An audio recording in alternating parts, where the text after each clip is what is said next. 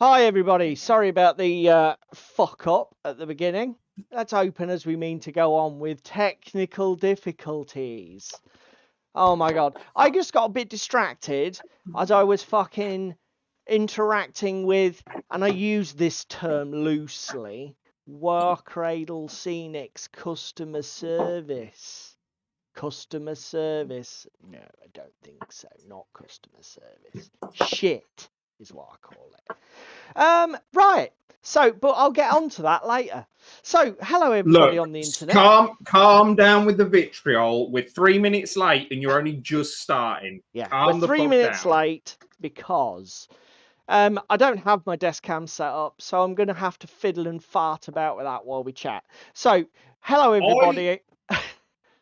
Hello, I have a everybody. desk Welcome cam. to the show.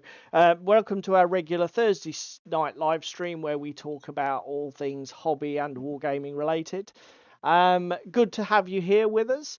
I guess first things first, we better shout out the chat because it's going absolutely mental. Who have we got in tonight? Shakos has just had a good shout out of shout at Jerry to get him to sort out Business Daddy. Do you know what? Oh, that's a shout. Right. I've got Jerry on direct messenger as well. I'll get him to go in there and start kicking ass. Hello. Right. Anyway, shout out to the chat, guys. Hello to Paul from Pandyman Entertainment, or Pandyman as they now go by. First in the room. Look at that. What a legend. Hello to Crispin. Crispin got in early. Not at work, sir. Hello to Darren, Stroke Demon Sub. If you haven't done yet, check him out on Instagram. Great painter. Hello, Spam and Egg. Not only in the chat, but also Just lean into shot, babe. Dun dun. Just lean in. I know you're painting shit, but just lean in. Oh my god, that's the most laboured. Oh my god. Okay, well, sod that then. She's going to lean in shot anyway. Spam and Egg is here in person. Hello to Shakos and Sprues. Good to see you, sir. Hello to Ewok Kebab with his buggering hamster. I think you are in the wrong chat there. That live stream finished an hour ago, mate. So you want to put the hamster down. Shakos here. This is a hobby live stream, so we do encourage our audience to participate and get some hobby work done. I see Shakos and Sprues has got busy finishing the last of the painting for Under Eagles to Glory this weekend. Just over a dozen Landwehr cavalry to go, plus a few extra. I'm not familiar with Under Eagles Glory, Shakos. What is that? A World War II system? It sounds it. No, Spam does not have a microphone. Oh, Spam, okay. If Spam wishes to communicate with you, she just shouts into my microphone. Yeah, Eagles of Glory. Yeah, again, Ewok goes straight for the jugular. Eagles of Glory hole. I don't think that's what it was. I don't think that's quite what it was, Ewok. Again, probably the wrong live stream there. Who else have we got? Now, I'm sure I've seen... We've got Troy Rhodes. Hello, sir. That's a new name. Good to have you with us. I also saw, I believe, our good friend Cheese Me, Stroke Limburger. I did, and I was sure I'd seen your name. Well, what a veritable horde we've got here. Hello, Chris. Hell, oh Chris my God! Fucking just rocked in. What the fuck is going on? Let's go. All the lurkers are tapping away this week. We're good to have everybody here. So Cheesy says nobody stroke him. Could I get Paul says, could I get Jerry to give a War Cradle to pay him loads of money? To be fair, I'll tell you what you can get Paul, Jerry to pay Paul with. Fucking War Cradle Scenic. Shall we start with the vitriol? Let's go. Let's fucking go. Shall we go right into it? So, do you know what though? No, let's not do that now, because what I'm going to do is I am going to give them. I'm going to give them a fair fucking roasting. I will go and get the kit, and we can discuss why I have been interacting, and I am going to put it live on the internet. What exactly my fucking problem is with them. While you go and get the kit in a minute, do you want to come down to my desk cam so I can show all the people at home what I'm doing? Yeah. Okay. That And requires me to I have can set have a the word desk cam about up. what I did at club. Yeah, that's a good Okay. shout. While you're doing that, I'll do what I did at club this week. So at club this week, I introduced Richard, one of the newer guys. God, he's running. Gaslands He's away and with his running with it. Come on. Isla. And from the sounds of it, they absolutely fucking loved it. But then again, I must confess, it Gaslands. did sound like Is your there game was not going to love? amazingly, mate. It went all right. We had exactly the same shit that we've had every other time. That the two people that got dead decided to go, you know what, fuck this, we're going to spike the finish. But it was a really enjoyable game. We played, what was it, about 40 odd cans. We did performance car, turret mounted HMG, smoke droppers and grenades, extra crew member upgrade, Chrome Whisperer so they can push it for as many times as they wanted for free because it's their first game, and Handbrake Artist for 360 skids because fuck it. Why the fuck not? Was a really, really fun game. Was absolute laugh playing that. Definitely enjoyed it. Definitely need to play some more Gaslands. It's good to have because they're relatively new people to the club, isn't it? And it's good to have them. Yes. I apologise, people. When I start my camera, there may be some background noise and feedback as I have to disable the microphones, which I have now done. So hopefully we won't get any fucking god awful feedback. Yeah, so they're not people who've been coming to the club long.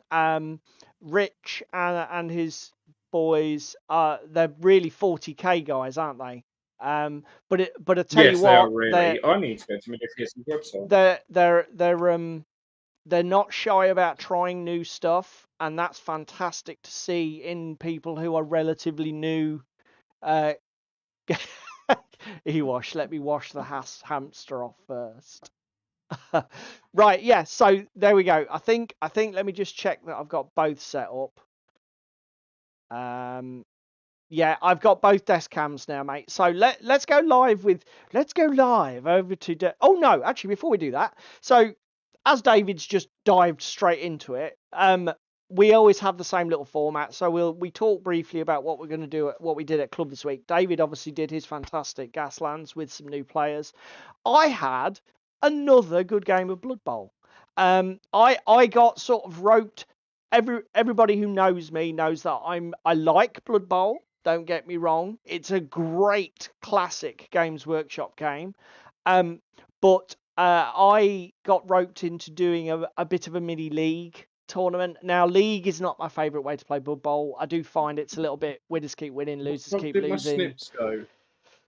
You know, sort of like grind to the death. But they needed a bum on seat, so I said, yeah, go on then, sign me up. And to be fair, you volunteered as tribute. I have I played 2 games so far. I played against Dan, the sort of league organizer, and his Snotling team, and got a narrow win. I'm playing the classic orcs from Blood Bowl. And I played Trevor this week, who I don't see in the chat, but Trevor's often lurking under the tag Upworlder in the chat. I had played him. He was playing his dwarf team, which is fully painted and nice to see. Very good job. And it was a fantastic game. We got 2 very damage resistant high armor teams. What I hate about Blood Bowl is where one team basically pounds the crap out of another team and they get down to like 4 players left, and then there isn't a game anymore, and it's just like cruise to victory. But it was a fantastic game where we didn't really lose any models through knockouts or injuries or anything. That I think I lost 1 knockout. Yeah, I remember you saying you lost 1 knockout and you used your apothecary. And then I think in about the last 2 or 3 turns of the second half, Trevor lost 1 to an injury. But other than that, it was essentially a game where it wasn't about the dice. The dice did not give the victory. It wasn't about just spiking those armor rolls, taking those models off the pitch. It was what mattered. Yes, okay, the block dice came into it, but even they weren't particularly swingy or doing ridiculous things. It was just about, like Blood Bowl I don't should know. be. It was about positional play. Trevor couldn't roll for shit, could he, in the first half? Trevor did say that his dice let him down, but I don't think Trevor's being. I think it's one of them things. It happens when players lose games. They will often say, "Oh, well, it was the dice. It was the dice." But I don't think it was one of them. I ended up winning 2-0, but it could have easily been 2-1 or even 1-1. Because like Trevor got so close to a touchdown very early on in the first half. I had an opportunity to score in the first half, which Trevor, I mean, again, my dice, if anything, spiked there because he took my player down literally one square away from touchdown. I lost my ball carrier, the ball scattered away from me, and I just took the risk that I was going to jump up, try and block my way to safety, and then run into the end zone and pick up the loose ball. And everything worked perfectly for me. I stood up and blocked, took down the dwarf that had challenged me, and then ran into the end zone, made the pickup ball roll without fumbling it and causing a turnover, and got the score. So, do you know what I mean? It was one of those Blood Bowl games. The result came down to just a couple of dice rolls, and if it had just nudged one way or the other, it could have been a completely different game. And it was fantastic. It really was a great game. So yeah, that's what I got up to at club. So that's the club section done. Now, I think we're slightly out of order because we normally do this bit first, but bear with us here. You were setting up cameras. So David is now going to tell you about what he's hobbying on while he's here. And then we need to go back and find out what Demon Sub's doing, because Demon always posts what he's working on, and I must have missed it because there's like 10,000 chat messages when we started. So here's David. Yeah. I'm going to go and get this fucking abortion from you go get that while I show the people at home what's going on. So I'm gonna just breathe a minute and say that there is some good-ish news at the end of the tunnel that I will segue into after Paul's fucking spat his vitriol. So tonight, I've just zenithal a load of what are they? Targaryen starter set from Song of Ice and Fire that Spam is painting beside me. And then while that's happening, I am building Fallout Wasteland Warfare miniatures, which is the good news, and Armada miniatures for Upwelder, Trevor. So I got them to build. I did a bit of a priming session this evening. So I primed a load of the stuff that I got at like Partisan. I've primed the rivers. So if I get on all right with my assembly shit, we might be starting some rivers tonight because I need these for the 8th of July. For my next game of Flames with the lovely Alex at club. So yeah, that's me. I can see Paul in the background with his lovely Tillinghast manor. So why don't we come down to you, Paul? What are you doing this week? Struggling to operate anything on my desk now. I've put this fucking huge piece of MDF monolith on it. So yeah, the big one. So yeah, okay. So that's thanks for that, David. Now then, let's have a swap about. So you come here, I'll go there. Ooh. I'm going to just move my camera out of the way and go look at Modifius's bases. Oh, that's great. Internet. What's great, sir? I think I've just broken now? My mobile stand. Oh no, I haven't. I've fixed it again. Right. Okay.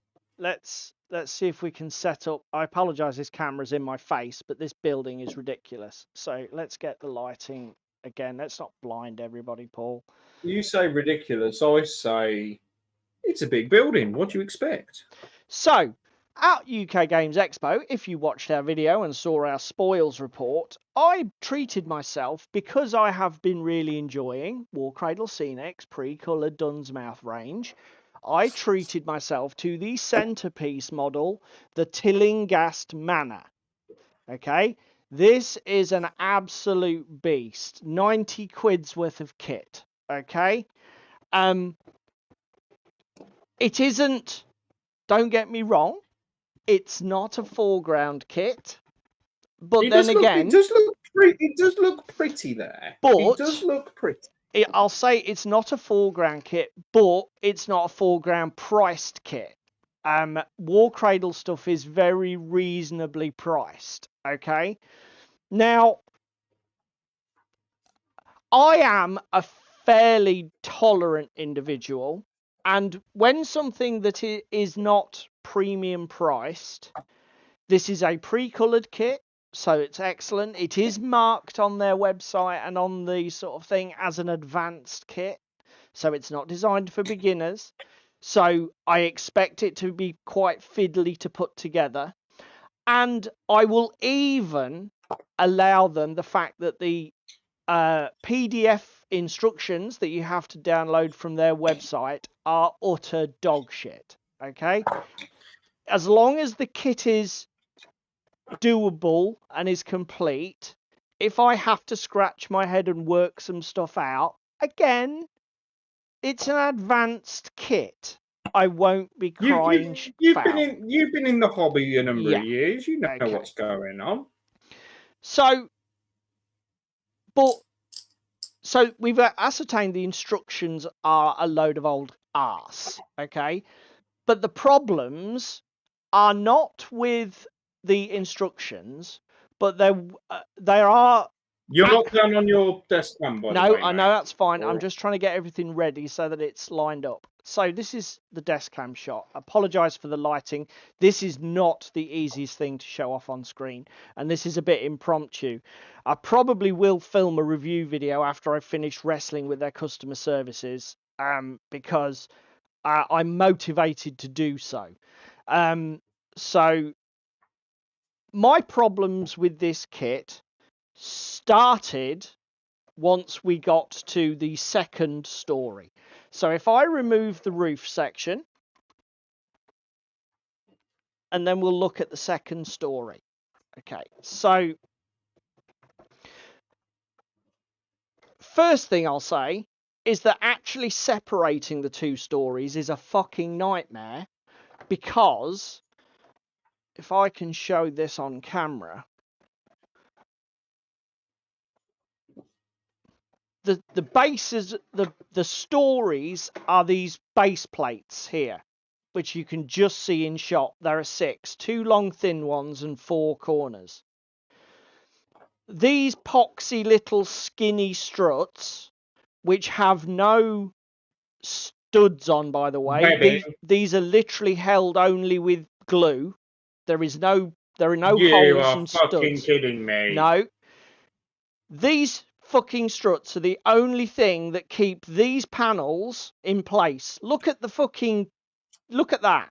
There is no cross-linking here. There is no cross-linking here. This is set effectively has to be supported while the glue dries here, and even then, if you then look at it funny while you're assembling the outside, these will just snap off and drop. So this is a complete bastard to put together. And the next story, the first story, can we get this on camera even? This doesn't even have the cross pieces. These are literally free floating sections that you have to build onto that are not. So they're going to warp and brew. Well, warp and the fact away, that they're not fixed to each other and there is no fixed reference point anywhere on the model means that everything is constantly twisting and shifting as you're trying to glue it together. It is a fucking nightmare. Now, when it's all together, it holds itself together. But during the assembly process, this is a fucking nightmare. Now, it's fine because it's an advanced kit. Okay? That's fine. We'll go with the advanced kit argument. Right? But as I say, ground floor largely fine. Everything was on the instructions correctly displayed. Everything was interpretable successfully. They were a bit fucking vague about the internal walls, but again, I got there and it wasn't a big deal. Okay, we'll get rid of that because that's fine. Now then, onto the first floor. Are you seasoning yourself, sir? Onto the first floor. Now, if I show you the first floor interior, you will notice some nice little details here. There is this central wall that divides the stairwell from the rest of the upper floor. This upper floor hallway. Nice. There is this balustrade section that sort of like draws a perimeter. I'm getting my arm in the way. This balustrade section which perimeters the upper story landing and obviously looks down upon the rest of the staircase, which is a lovely piece of kit. Now, the reason that it's very, very hard to get the... Look at this. This is already snapping off. The reason it's very, very hard to get the two stories apart is that if the lower section of the stairs on the ground floor is put even a tiny bit twisted, then every time you try and lift this off, all of these railings snag with each other and sort of like get in each other's way, and you can't get the floors apart. It's an absolute fucking nightmare. But coming back to this wall here, this wall has teeth, studs, projections on the bottom for it to fit into slots on this floor. Oh, but hang on, there's a little bit of a problem. You'll notice there are no fucking holes in the floor. So essentially, fixing also these banisters. These have teeth on them originally, which go through holes. Oh no, hang on. There are no fixing holes. So basically, what we had to do was get a pair of snips, clip all of the fucking fixing lugs off, and then basically just glue them to this flat surface and hope everything was fine. Now, to be honest, that wall has got a long straight edge. It's about 8 inches long, so it's probably okay. It's gonna stick. This is a tiny little fucking 3.5-inch section of MDF that's basically just held by the glue line on that bottom. Now again, it's just a little piece of decoration. So, you know. But what the fuck, guys? Why, if there's... How can you... Hang on, because it's the gift that just keeps on giving, isn't it? Yeah. So you'll notice, if I can get... I'll see if I can get getting closer. It's very difficult. Let's move the camera. That's going to be easier. Right, so you'll notice... Oh, this is definitely going to fall apart. Right. You will notice that these banister rails, these shorter sections, have got a little triangular projection here. Okay? And these, as you can tell by the holes in them, are designed to fit on 3 projecting lugs from this corner, which were there. Well done. Brilliant. Lugs, holes, excellent. There is a small problem in that these holes are cut in reverse. You'll notice that they're offset, so they're not symmetrical. They're designed, again, it's brilliant engineering. The holes are designed that you cannot fit the piece backwards by making them asymmetrical. Because they're offset, if you try and fit it backwards, it won't fit. The problem is, they've cut it so the only way you can fit it is fucking backwards, with this projection part at this end. So that means that when you assemble the top story on the bottom story, instead of this forming a lovely clean line with the balustrade of the staircase below it, it projects out randomly from the roof facing the door. So what do we have to do? That's correct, children. We have to get our snips, clip off all of these fucking lugs. I wish I had the salt shaker right now. I should have turned it on. I can't be fucking bothered now. You know what's going on, guys. So, yes, you have to clip all of these lugs on and then basically just fucking glue this piece onto the side of this panel with no support then. And again, it's fine, but you're just ripping the fucking integrity out of the kit at every step. So not only... and again, Paul, it gets better, doesn't it? So basically, by this point... Oh, I'll show you. I'll zoom out and show you something else as well. Fuck, I have. I've wrecked my bloody mobile stand. I'm going to have to get a new one. This is going to fall apart. We're going to have to get through this, guys, because I don't think the phone is going to last. Okay, the phone clamp is going to last. So you'll notice, if I zoom in a bit, these little holes here, that's for these internal walls. Let me move the camera so I don't smash everything. You see these internal walls on the upper floor, like the ones on the ground floor. They've got a doorway. Well, to reinforce the doorway, there are two little pins that go through the flooring and secure everything. That's good, because when you push in these door jamb sections, when you push in the things that hold the door, you want some resistance. You want something to, you know, support it while you're pushing against it with your thumb so that it doesn't just fucking rip off. That's great.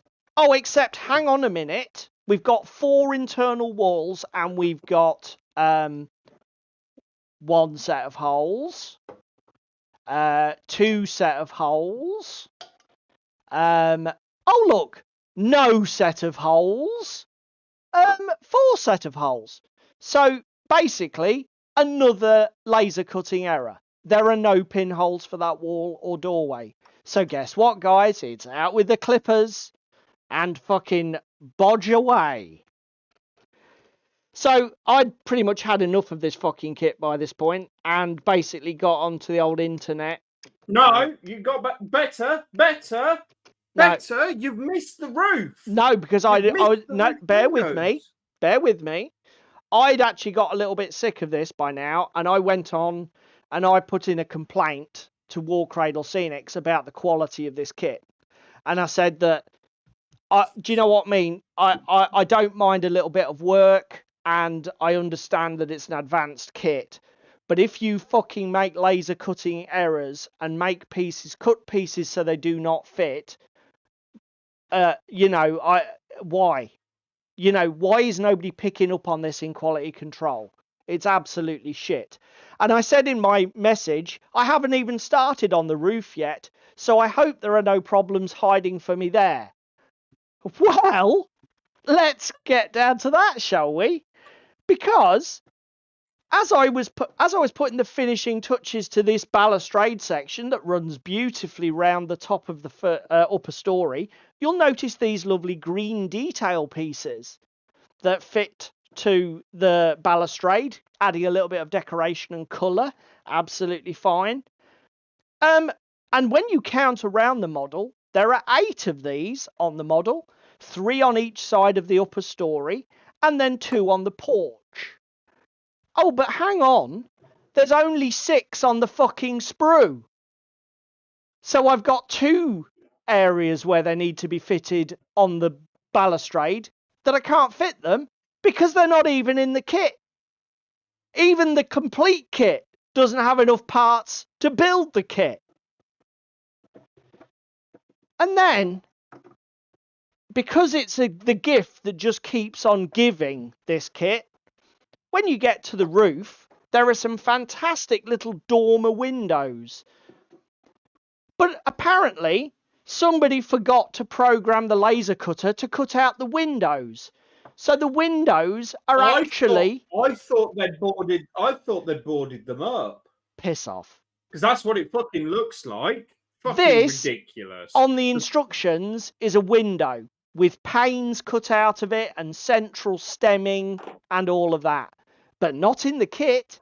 In the kit, it's essentially 2 fucking flat pieces. Side A. Oh, get out of the way, camera. And side B.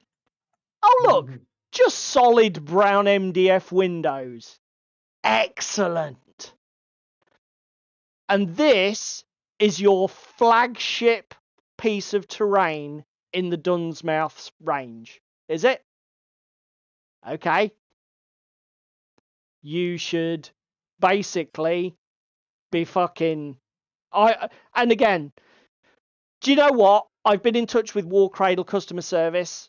After 2 days, they responded, and it was at a weekend, so, you know, fine, okay. And they're all they interested in is, where did you buy it? Where's your receipt? Where did you buy it? Where's your receipt? Where did you buy it? Where's your receipt? I bought it at Whaling Games stand at UK Games Expo on my debit card. And do you know what? Because I'm that sort of guy, I was like, nah, you're all right. I don't need the receipt, mate. Oh, apparently I fucking do. Because War Cradle won't even interact with me unless I've got the receipt from the card machine at the War Cradle, at the War fucking Wayland stand at UKGE. So now I've got to get my wife's phone to photograph my mobile banking app on my other phone, because I can't do screenshots because it's a banking app and it's a security feature, to actually send them a screenshot of a fucking transaction. It's like I've said in the message, I've said, I will try and get you a copy of the transaction, but I consider this to be obfuscation. You know I own the kit. You know you made the kit. There are photographs of me assembling the kit. Where does it fucking matter where I got it from? The kit's shit and it needs fixing. I'd report them to trading standards. So, there may be more to this, but I can see you guys are really getting into the salt with me, and do you know what? God bless you for that. And I'm not sure that I am calling for a boycott of War Cradle. Their pre-coloured Scenics range is great, and David and I will probably revisit this topic in full later in our streaming careers. Look, Yes. Guys, if you're running any kind of if you run any Mhm. kind of company like this, mistakes are going to happen, okay? Whether they're, Jesus Christ, hopefully it's trivial shit like packing errors and, mispicks in warehouses and that sort of thing. Actually fucking a kit that isn't buildable because essentially the sort of like laser sheets aren't cut right, nobody's done a proper component count. How the fuck does that slip through to production? How does nobody pull a quality? But how does nobody take one off the production line and say, just go in the back room, your job this afternoon is build this kit, and if we've got any fucking problems, we want to know now so we can stop the production and get the files fixed? How does that not happen? And then, if it does fucking happen, don't treat your customer... what do you think I did? I shoplifted a 25 kilo fucking MDF box from somewhere, did I? Just fix it. Was that the kit Dave was building last week, where not all of their items were cut? Oh my God, was it? I'll have to check that out.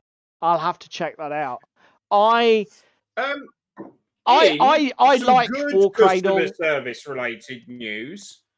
Modifius. Oh my God. They still hadn't bothered to Let me go back to reply this. to my email. So I fucking rang them. Got a very nice girl called Rita on the phone, who was the Vault girl at UK Games Expo, Paul. Yeah.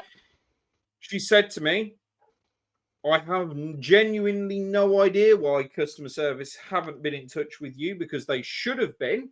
And I went, that's fine. You're probably a bit busy. But I said, the fact that I've waited over a month and have heard fuck all is egregious. So where is my shit and when am I getting it?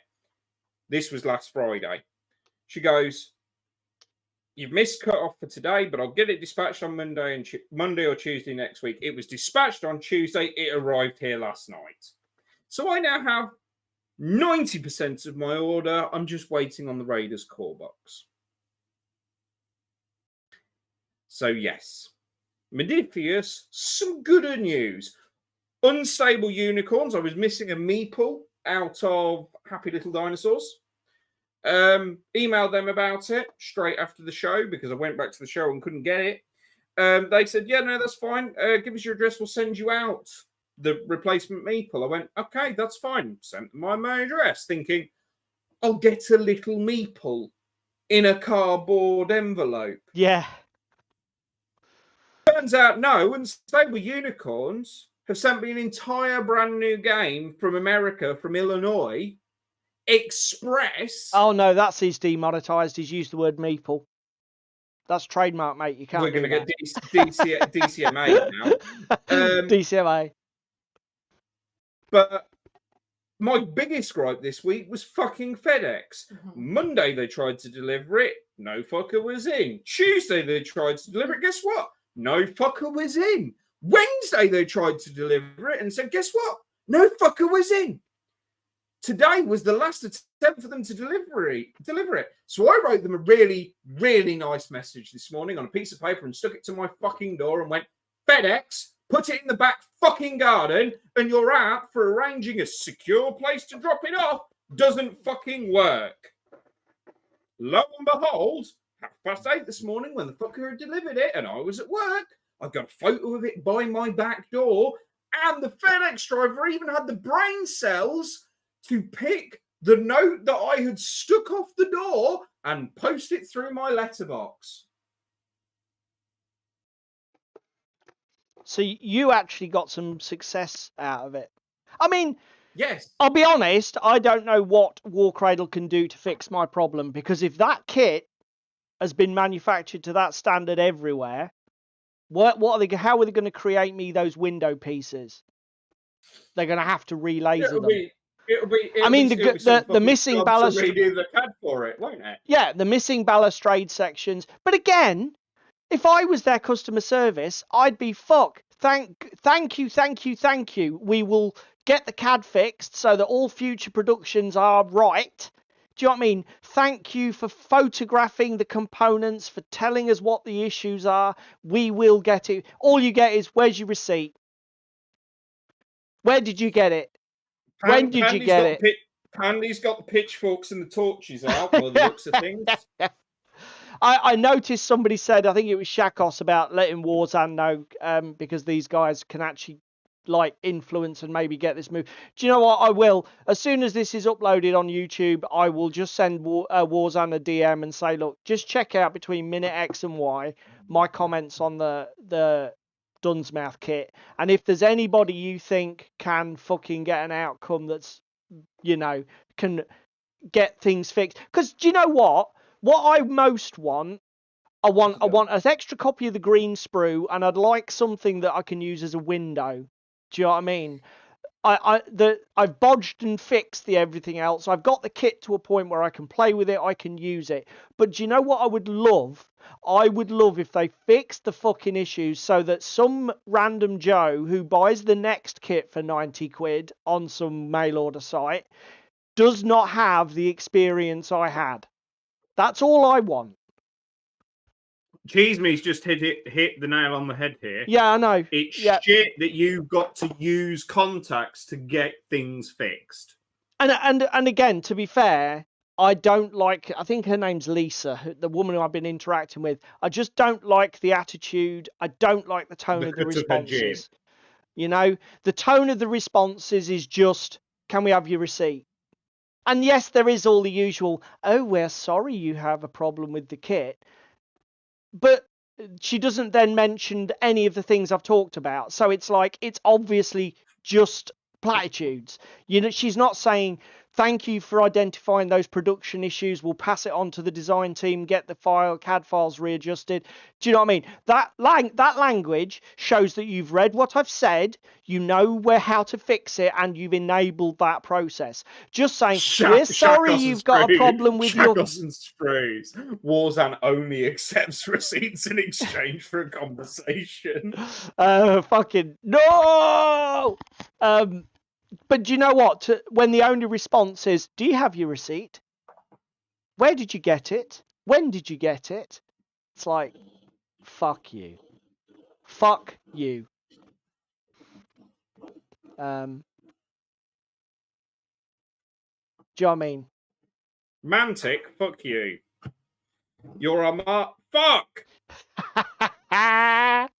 Oh, guys, what a stream this is turning out to be. Oh my god, it's 8:45. We haven't discussed the stuff. We haven't discussed the news. We're just buried in a huge morass of rock salt and bile. Fucking sheer vitriol. Oh my god. So yeah, we hope everybody enjoys the light-hearted event that is the on table Yellow Belly Gaming, Yellow Belly tabletop fucking live Oh, stream. Mantic, fuck me, your mold half slipped there, boys. Fuck me. Might want to clamp those molds. Jesus. Just holding them with your feet, probably not working. I fucking got a 4 mil step on the back of this boat. I've got to fucking shave it down. Oh my god, Paddy's boycotting us Mantic. now. It's backfired massively. Shall we talk about some news? People's been trademarked. No, I wasn't going to put that in the news. I'll tell you what, I have got a good one to start though. After our latest, after my outburst, I'd like to congratulate James M. Hewitt on his new fucking job. Oh,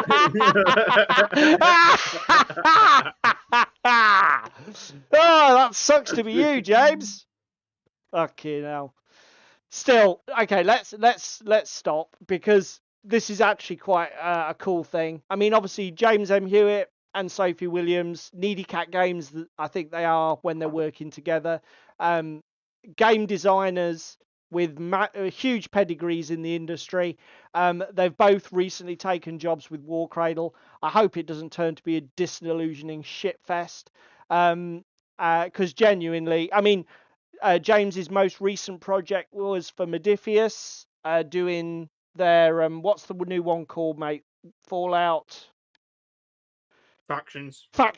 That's it. That was the word. Fallout Factions, which is a new spin on the Fallout universe as a tabletop war game. I've watched the playthroughs. I've watched the game. Haven't bought it, but it does look a very good system. It's got some nice little touches to it. I like the activation mechanic. The dice system seems quite cool. So genuinely pleased for these guys.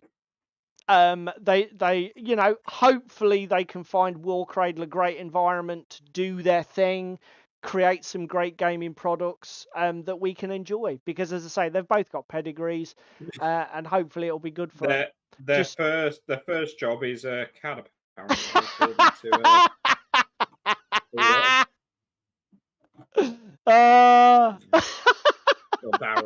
Darren, that's fucking brilliant.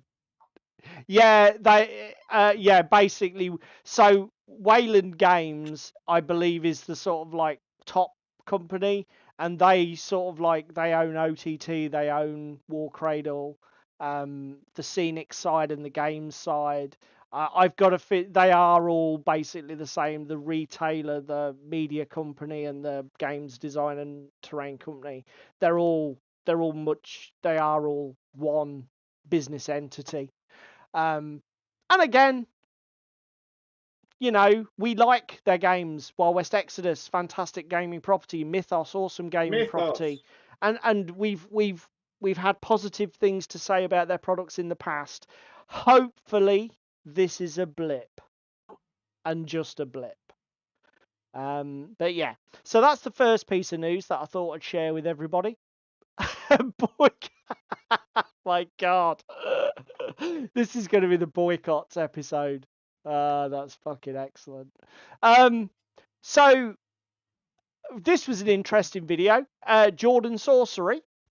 We mentioned him before on the stream. He didn't fancy watching us, does he? No. You see, old Jordan here made a schoolboy error. This is his live stream. So he did a live stream about his expo experience. This was specifically more about UK Games Expo, but apparently he was at Partisan, which I'm annoyed at. It's easy to miss people at UKGE because it's so fucking busy. But Partisan, I feel we should have seen him. We managed to bump into Dave from MS Paints there. And Dave bumped into us. Well, yeah, Dave he did. Because I know you, don't I?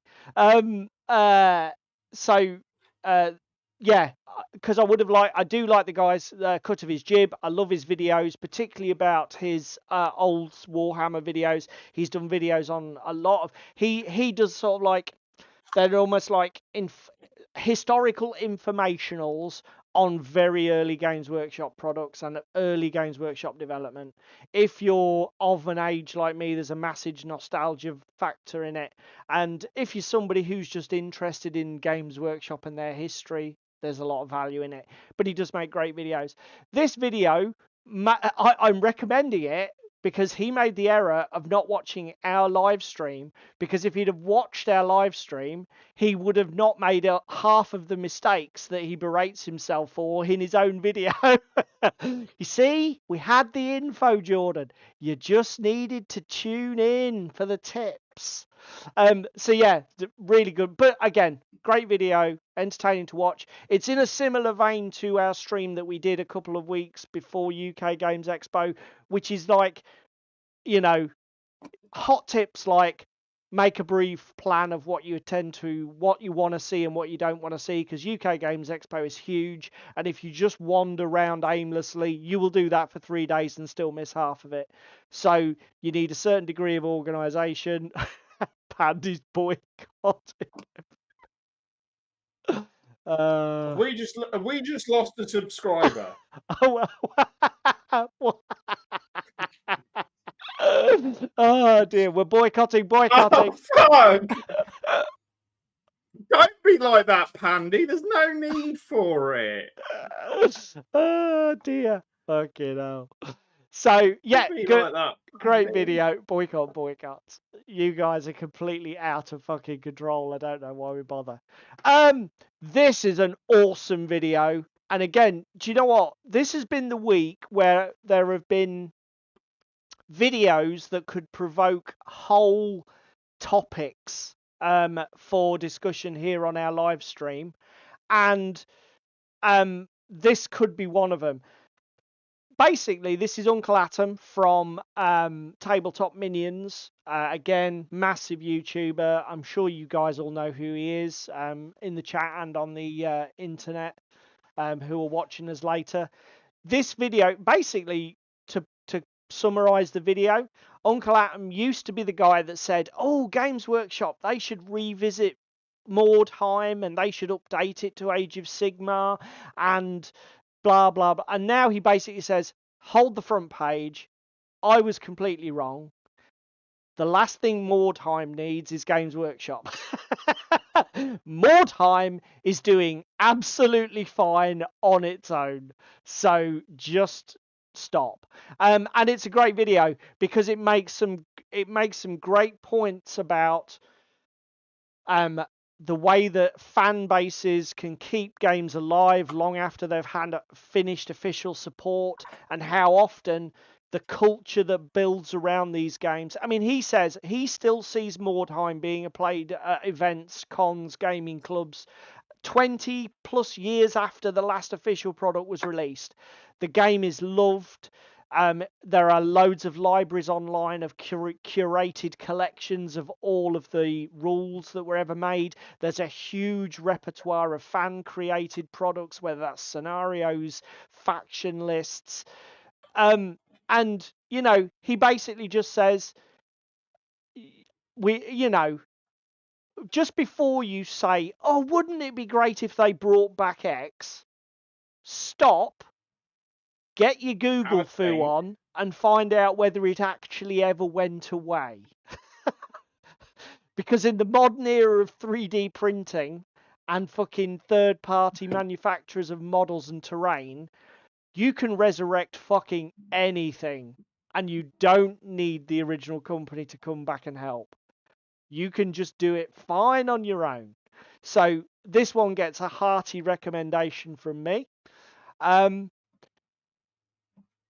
This is this one is just a brief one. So Wargamer of All Trades is the channel. He does sort of like the same style of videos that that I do. Oh, we got to have an advert. Of course, we've got to have an advert. Go away, adverts. He does the similar sort of video style that when I do my sort of like slideshow presentations for you guys, and you take the piss mercilessly. So the presentation style is a little dry, but he's done a fantastic. That's a little But dark, Ewok. what's he put? I would boycott any of my suggestions that only ever led to crokinole, vodka, and flaming nipples. That escalated quickly. Shakos puts, I like Lidl Plus. Fuck off, Shakos. Oh my god. Now, do you know what? You know that you've made it when what you're talking about receives less attention in the chat than the fucking adverts. You know that your stream's quality then. Anyway, so this guy, We're going to get boycotted next. Yeah, definitely. Just saying. The presentation is a little bit dry, but he's done a fantastic video series on just how to how to get into war games, and that, you know, he pitches it as like cheap and which is the cheapest war game, which is the cheapest skirmish level game. So this sort of like the main sort of like shtick is it's all based about how many dollars do you have to spend to get this to the table, which is fine, but obviously Is Gaslands on that list? Yeah, he did mention Gaslands. I mean, to be fair, the raw dollar amounts, some of the conclusions he jumped to are mathematically dubious, because like he doesn't even add up the numbers correct on his slides, and they're not going to age well in terms. But I tell you what will make it evergreen content, and that's the fact that he'll take 5 or 6 gaming systems, describe them, talk about the products that are available for them, and show you pictures of them in one little encapsulated video.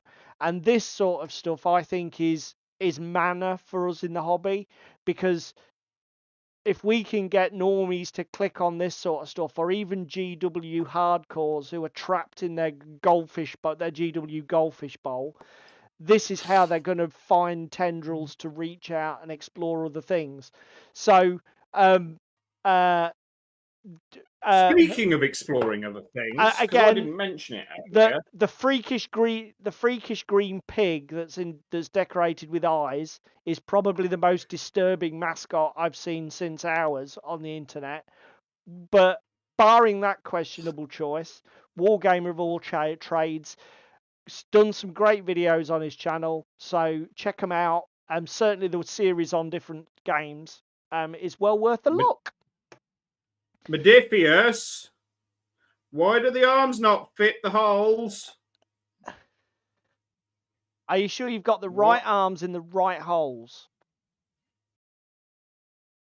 You make a good point.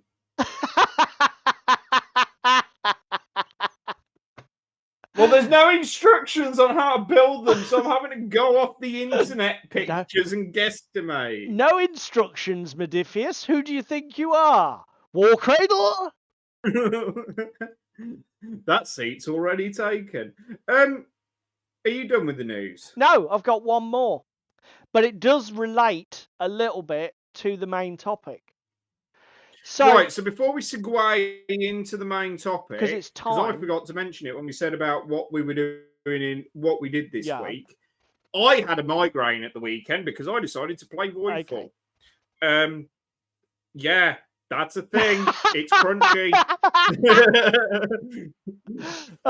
We've got 2 great comments there. Ewok Kebab, is David on about paraplegic erotica again? And then Chakos and Spruce, hey, at least you get the parts with Modifius. Low blow, Chakos, low blow. Go on, sorry, mate, carry on. Tell everybody about the sheer pleasure that is playing Voidfall wrongly and beating it. Yeah, played Voidfall wrongly. even watched a video on how to play it. Didn't really go well.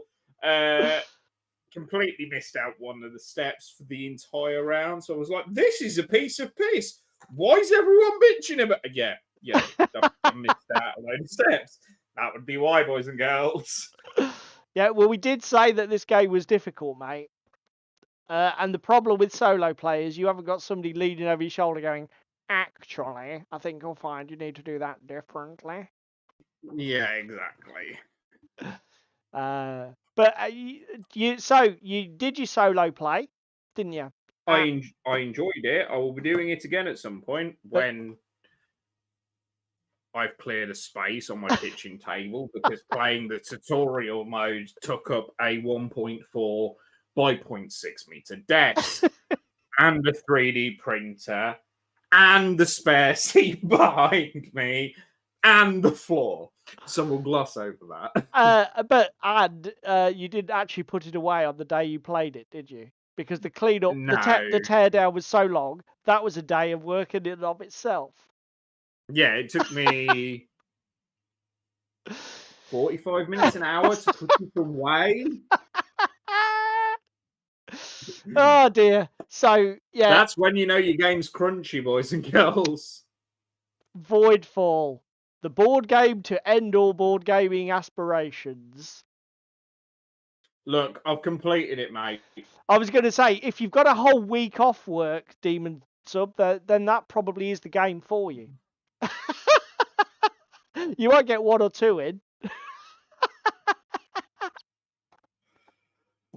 Fucking kids nowadays taking the piss constantly.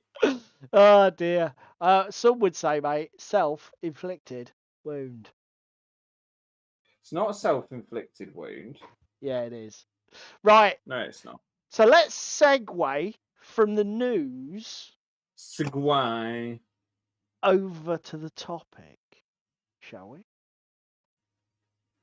So, a couple of people have mentioned this on the internet. I mean, I don't think it's particularly big news, but apparently, X-Wing Armada and Star Wars Armada and Star Wars X-Wing have both been hatcheted by fucking what are they called? AMG, is it?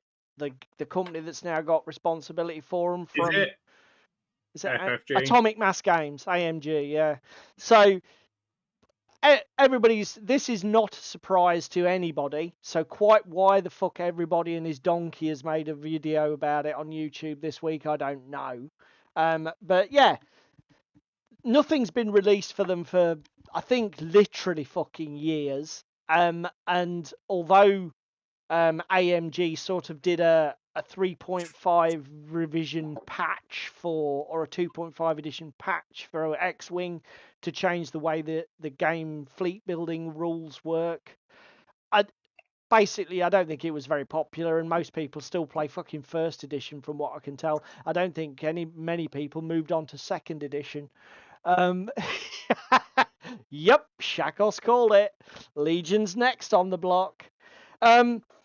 But this was there are a million videos about this out there on the internet. You've probably all seen 12 each, but I actually wanted to shout this video out because not only do I like this content creator and I forgot how much I like him because I haven't watched his stuff in years, but I also think that his message is probably the best message of all the videos I watched. So the guy is called Wargamer Fritz. This is one of the OG channels that I used to watch religiously. Christ, nearly fucking 8-10 years ago when I first started getting back into the wargaming hobby from a bit of a hiatus. At that point, he pretty much only covered Games Workshop games, 40k primarily. But he does very simple video formats. It's just stills, slideshow, narration, and over the top voiceover.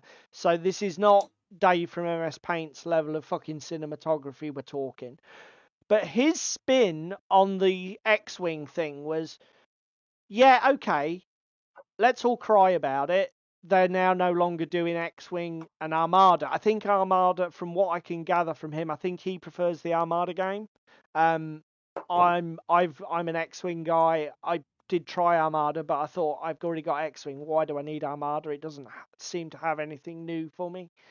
So it seems a bit mad that they've cut both games. well, they've exhausted their options in terms of things to produce. That's the problem, and because the licenses are so tight, they obviously when you buy an IP or when you lease an IP license to make a product with it, when you get it, there are two ways it can go. They either say there you can have the IP license to produce that, whatever that is, whether it's fucking anything from kids' lunchboxes to miniature war games using that IP, but you only use the shit that we've already designed, anything that's canon.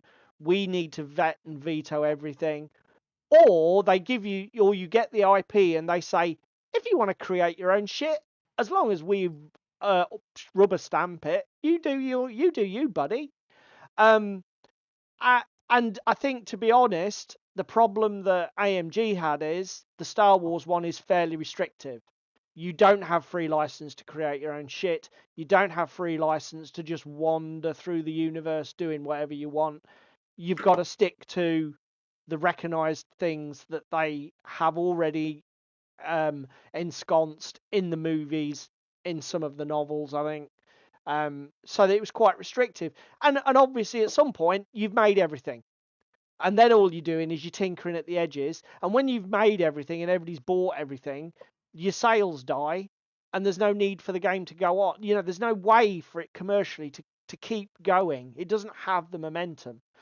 But to come back to Fritz's video, basically what he says was, instead of shitting ourselves and crying because this has now gone the way of the dodo, look at it like this. If you love the game, like Shakos has just said, everything's going to be fire sailed. So why don't you just get out there on the internet and start hoovering up all the fucking bargains so that you can complete your collection at a fraction of the cost of what it would have cost you to buy everything in the first place?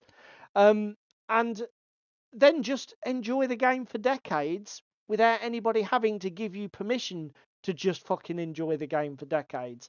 And I thought it was such a great message. I'd share it with everybody else and say, We're here sharing it. yeah.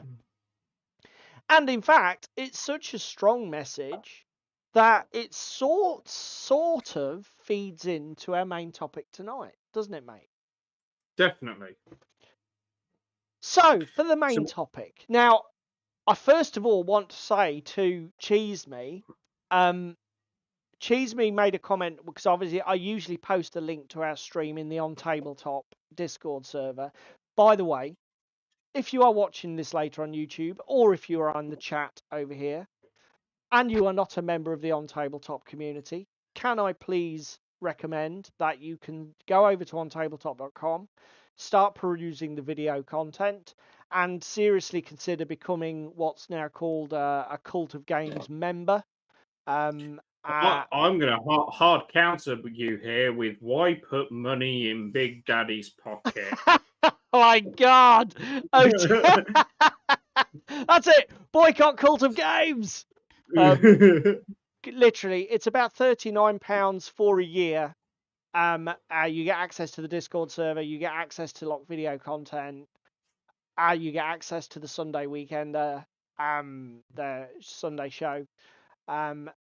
It's worth your money. So shill over, which I haven't been paid for, by the way. I just happen to think that they're an awesome bunch of guys, and most of the nutters here in the chat are from that community. But yeah, as Modifius shit built. So did you get the right arms in the right holes then? Yes, I did get the right arms in the holes. Well done. Oh, so there you go. Shakos makes a point there. You can join the Discord without becoming an otter, but you should become an otter anyway. Just because they need the support, because they're on their asses, bless them. So yeah, Cheese Me said in the Discord server after I posted the topic, people who look at their gaming collections as a value sink are collectors, not game players, and nobody should be doing that. And do you know what, Cheese Me? That is a very good point, but that is not the point that David and I are going to make. we aren't talking about when we say value in the thumbnail. We're not saying go and buy a 50 quid box of Space Marines, paint them up and stick them on a shelf behind you. What we're saying here is buy your shit, enjoy your shit, repurpose it if you can. And that's the value, guys. Because again, the whole concept of this, the whole sort of like thread of this topic was kick-started by do you know what, I'm gonna have a pipe while we chat. Because I haven't really got anything hobby to do except finish this building off, and I can't be arsed right now. I'm having a Jerry moment. I'd rather smoke and talk bollocks than actually do anything constructive. And there you go. I don't care. Yeah, so obviously X-Wing is gone. Armada is gone. I might start painting my really big building from Thingy while we're here a minute. He's daubing paint on something really big, guys. This could be a big one. This could be the OnlyFans stream that we all waited for. I'm going to fucking throw this at you in a minute. No, don't do that. You'll break your camera. That's not how physics works. Or what would be hysterical is if you throw it off shot and then it comes in camera left and whacks me in the face. Just fucking take spam out sat beside me. Yeah, sort of like we'll have to do like a time delay. You sort of like fake throw it to spam. She gets in the car, drives around my house, runs in the front room and smashes me over the head with it. Yeah, I would appreciate you to move, darling, because you're in the way. Yeah, so X-Wing's gone, Armada's gone. Games do not live forever, unfortunately. Well, do you know what? But there's the internet! Do you know what? I'm even going to take that back. What the fuck is it, right? If you want an example of just what can happen when a game doesn't give up and fucking go away long after it should have done, play 10th edition 40k, then come back and tell me I'm wrong. I do not think that there is anything at all wrong with a gaming system, particularly in wargaming, where you've got such a massive web of interlocking components to make it actually work, reaching the end of its shelf life, and the company that makes it actually saying, do you know what? Let's put that down and let's fuck off over there and do something else with our time. Okay? It happens all the time with board games. Board games get released. They'll do 1 expansion, 2 expansion. You get to expansion 4 and they're really dredging the bottom of the barrel, and the sales of each expansion are fucking getting less and less. And they're like, guys, Spam, stop. Do you want to answer Shakos in chat? He's asked a question. Yeah, he says, how are Spam's horses How going? are your horses going? My horse is going fine. I've done 3. Yeah. I'm just doing the hair. The mane. But yeah, anyway. Again, I think the thing is, I know what you're saying about board games. Totally get it. Yeah. But how many people even now are seeing board games as discrete purchases of, even though it is 100 odd quid, it's like it's a board game. Yeah. Well, I mean, to be fair, 80 to 100 pound is the cost of a modern board game, isn't it? Yep. I mean, Darren, brilliant. Do you know what, mate? You've stolen the thunder, because that was going to be, I was going to toss that one in casually in the conversation. Chess is dead. When was the last time they released a new edition with updated rules? Funnily enough, did anybody see the guys who had basically Chess 2.0 at UK Games Expo? Because I was walking past the stand and the bloke shouted at me trying to get, because nobody was fucking interested because it looked like chess. He said, do you like chess? And I wanted to say to him, yeah, did play it when I was a teenager for the school and I was a classic geek. I fucking loved it, mate. But then he said, well, this isn't chess. And I'm like, yeah, so you've rejigged chess, have you? Well done, you. Fucking get a life, son. So I missed the I'm going to be entirely honest. I don't know how they've made chess different to chess. What they've done, I don't know whether you press the queen and she transforms into fucking Optimus Prime or something. I don't know how. What she does is she turns into a Beyblade from the 90s. But yeah, I was thinking, yeah, I'm sorry, but I mean, I am a dry, curmudgeonly old fart, but even you have not engaged my interest with that fucking pitch, Sunbeam. Sorry, and all that. Anyway, you were saying, mate, before we got down to fucking Darren's chess comment. Cheese me, that's a little bit forward of you. I'm just saying. We'll come to that at the end of stream. Sure. I did just make some snort. But they're viewed as more of a discreet purchase, right? I bought Voidfall for what was it, 90? And I popped all my pieces out, and I will play it solo. I will play it with Paul now and again. And I will have it and I will enjoy it. Same way that I've dropped 200 quid on Everdell and all of its expansions. Same way that I bought Tim Dyer at 60 quid. Same way that I bought all Arkham Horror and all its expansions for about 150. They're discrete experiences for me, right?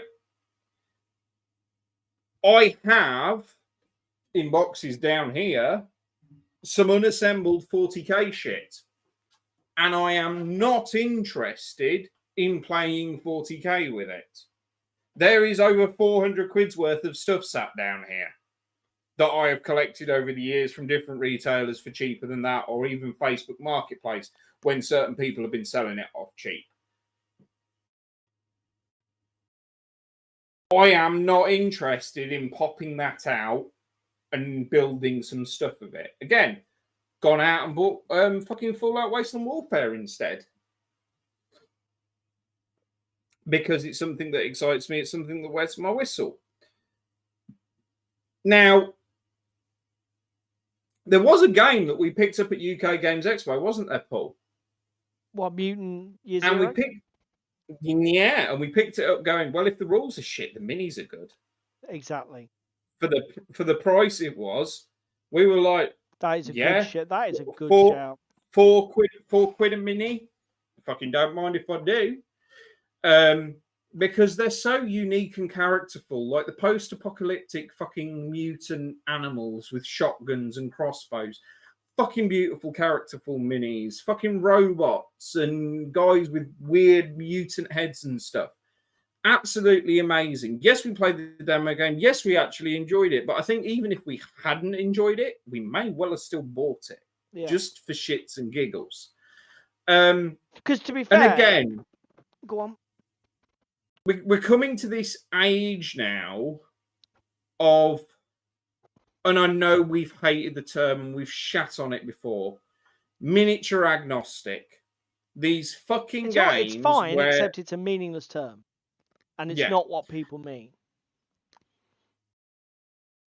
The fact that you can say, oh, well, I want to play some 5 parsecs and just go pick up everything. Like, again, Darren, with what he's been posting on Instagram, the fucking Wargames Atlantic stuff, those minis that he's using as Kerin substitutes for 5 parsecs, fucking awesome. Didn't even realise they existed until I saw that post.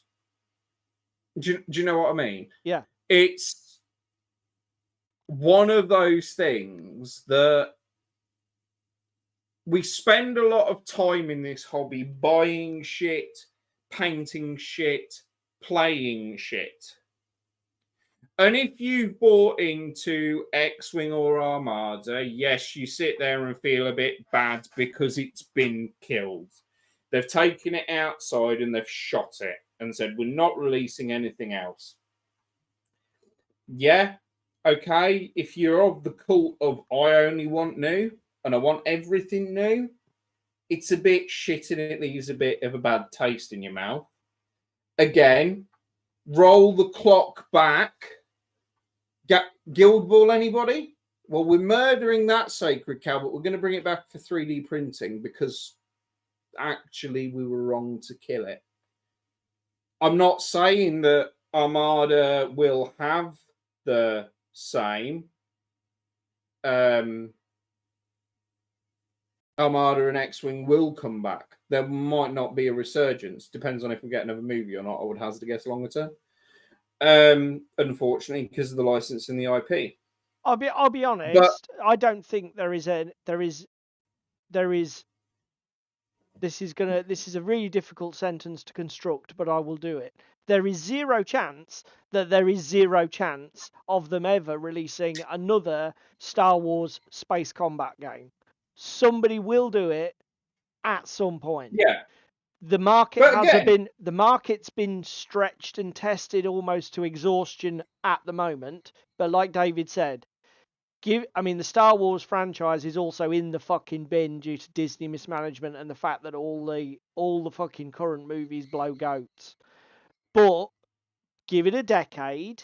It's an eternal franchise. Star Wars will never die. Okay? We're not saying 3D printing here, Shakos. We're saying minis and things like that. There will be a space combat game come back at some point for. And it might not be. FFG might not get the license. Do you know what I mean? 10 years from now, when their license and their possession of it, or whoever is not is it FFG who do AMG? AMG.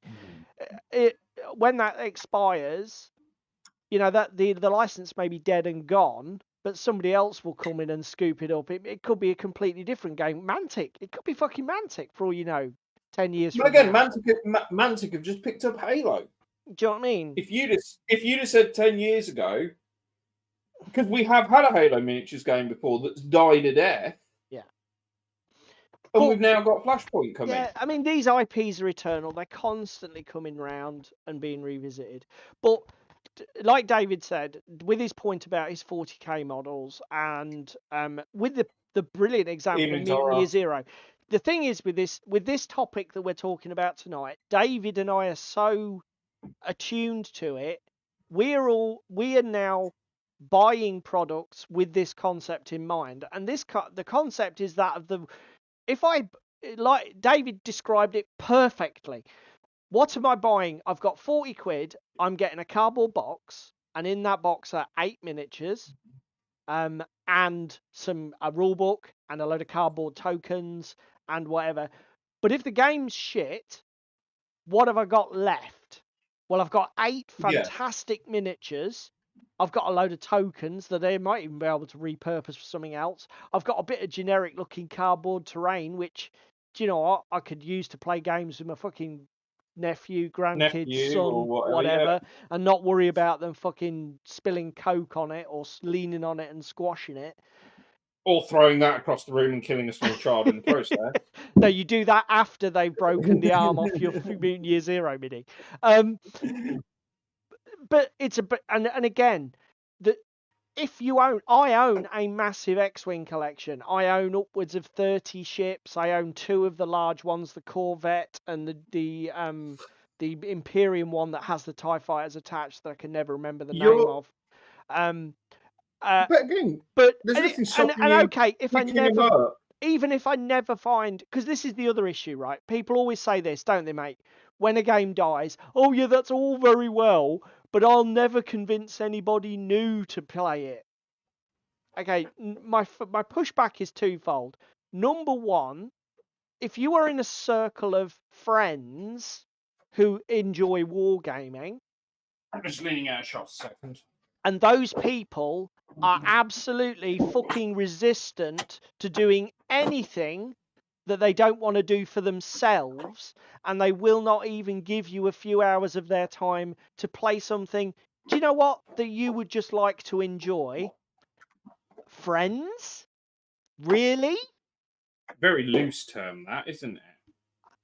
Again, if you're in the unfortunate situation, perhaps you live somewhere incredibly remote, perhaps you've got mobility or disability issues or anxiety problems and you rarely leave the house, and when you do, you just need to be able to pick up a game with what is essentially a stranger and get it. Yeah, okay, dead games are a tough one because that's not how it works. Do you know what I mean? Because again, If it's not Guild in the Ball, zeitgeist and in people's forebrains, you're not going to just Yeah. randomly bump into people.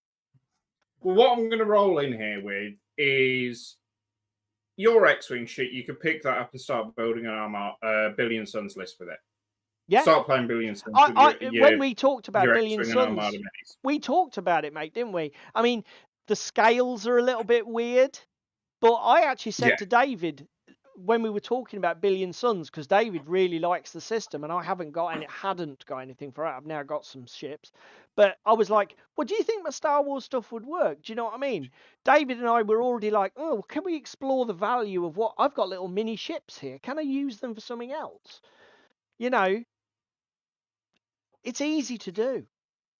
And particularly in wargaming, everything is so, like that again, David's called it so smartly, Demon Sub. Demon is one of these guys who just sees the value in something without actually seeing he sees the value separate from the context, doesn't he, mate? He looks at something and goes, now you know that I can do something with. And it's and you know, we need to as a gaming community, please, people, embrace this concept. Yeah. I'll tell you, Ewok. Shit. Have you given Billion Suns a go? Because whilst it isn't fully space combat, you are trying to be a mega corporation and turn a profit. It is still space combat. It is still enjoyable. But we'll turn this around, right? They're currently in the process of fire sailing the shit out of X-Wing and Armada, right? I felt bad for Guild Ball when they canned Guild Ball, because what happened was I missed the boat on the fire sale. Then, because I really like the game, was going to have to pay secondary market prices to buy it. The second they announced that they were redoing it, all the prices dropped through the floor again. Yeah. And I'm a member of a couple of Guild Ball Facebook groups, and I am thinking about going back and cleaning up. Yeah. Drop Zone Commander, a game me and Paul both love. Cheese me. That we can't answer that question because Crispin plays at different scales to every other fucker. I think essentially one sort of like light year equals one domestic fucking block in your average US city.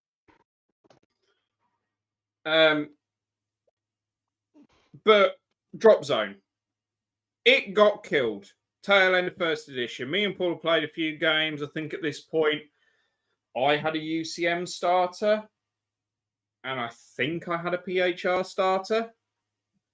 And I was like, I feel bad it's dying. I'm going to go and pick up a faction starter for all of the other factions. So I went up, picked up some Resistance that had been half painted off Facebook, picked up some Scourge brand new off fucking eBay for like 15 quid because they were being fire sailed. Picked up the rest of the factions. And I sat there and said to Paul, if we never get a second edition, at least we've got one of everything. We can play, we can have some fun. Yeah. Yeah, we know it's still going, Shakos, but what David's talking about is when it was what was the name in Limbo? What was the name of the original company? Hawk War Games. So what David's talking about is the Hawk War Games years before we know it was going to be reborn through TT Combat. Shit. Obviously, there was that moment where it was like Hawk War Games were wobbling, and it was like, shit, this game could go away. David went, okay, hang on a minute.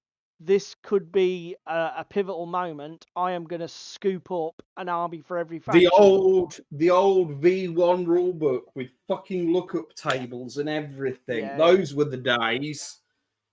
So and again, that was David's X-wing moment. Okay, it was coming to an end. David had to make that moment. They had that moment of decision. Now I've got a bit of stuff, but this game is now going.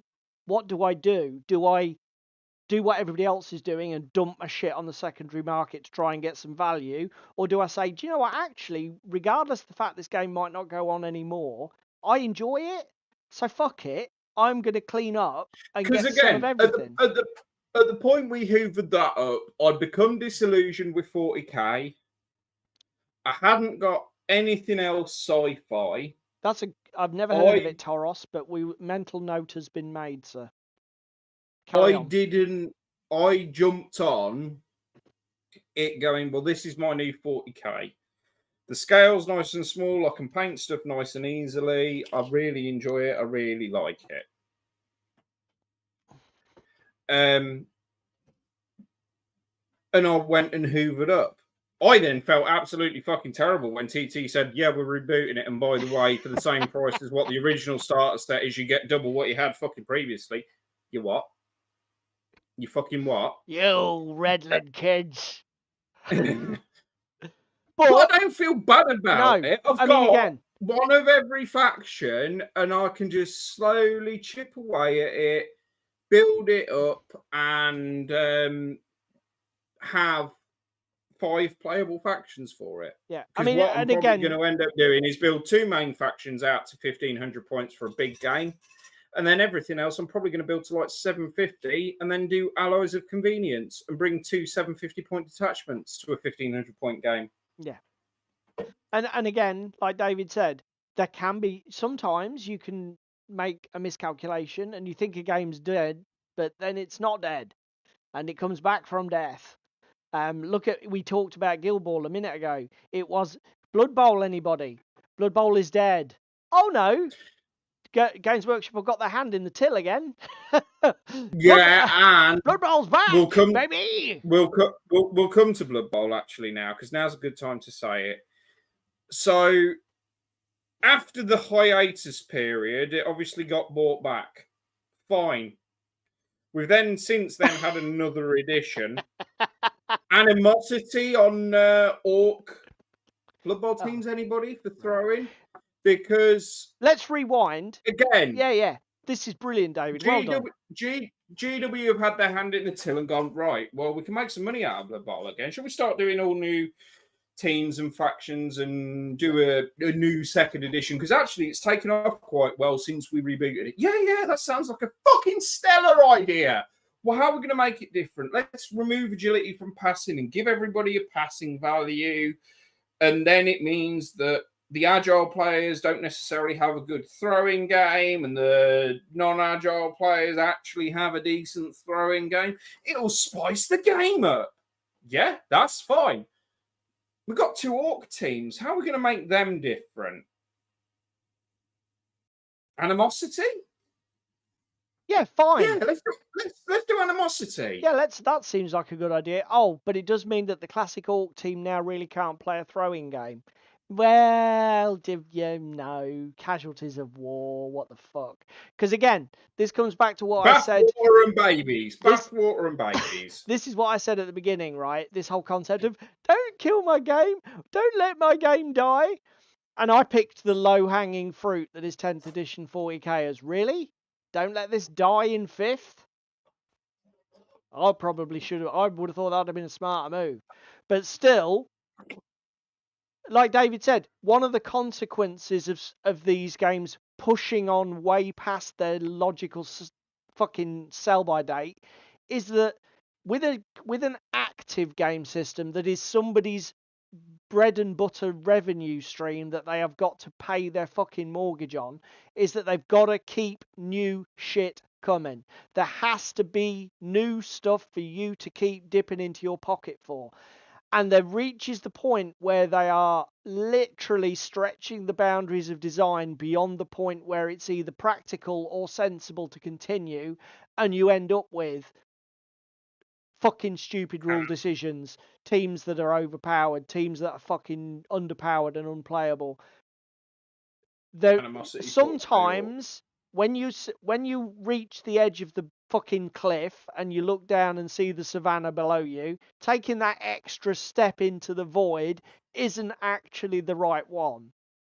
Saying, do you know what, the view from here is fantastic and what I can see around me is just perfect the way it is.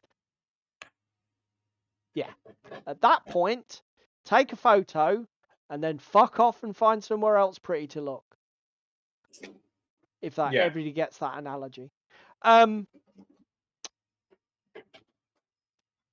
again, drop zone is a weird one that it didn't fit into this. Looking at the value in my collection, yeah, you didn't. Because yeah, I couldn't pick it up to use it in another game, but the value for me was in the game itself.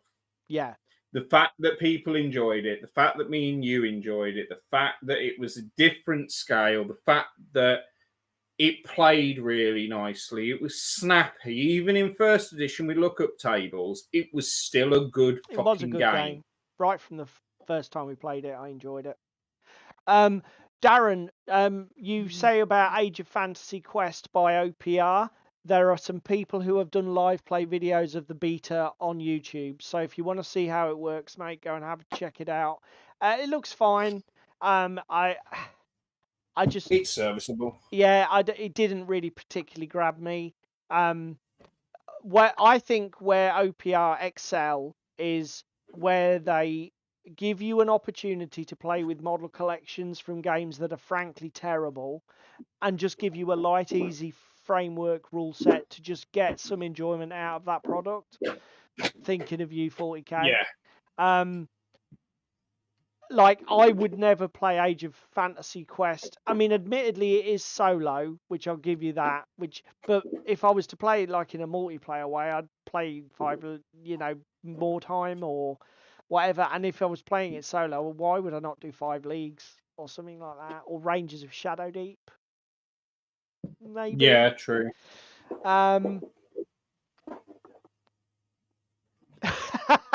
Shakos says, I love it when Dave talks dirty. Keep saying look up tables. Tables. Oh, ASMR edition.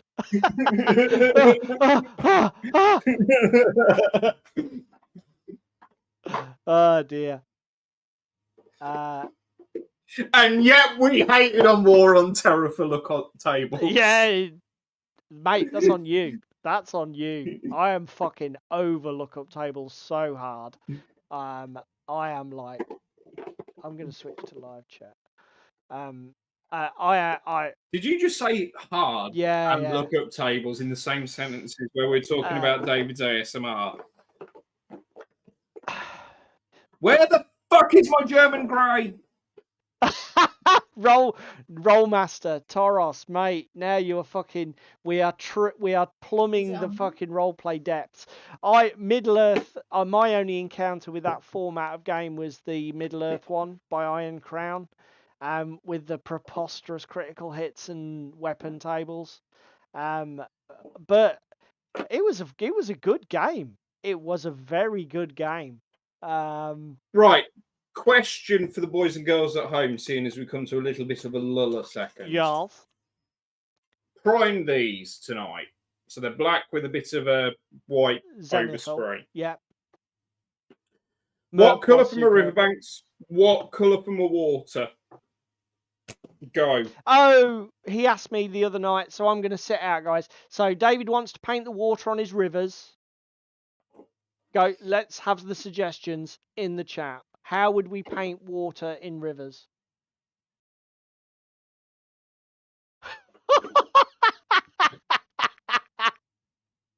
Crispin.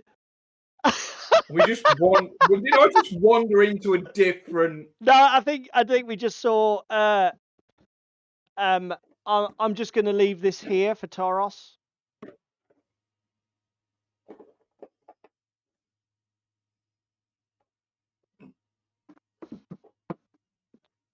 I'd go blue so it stands out. Or maybe this.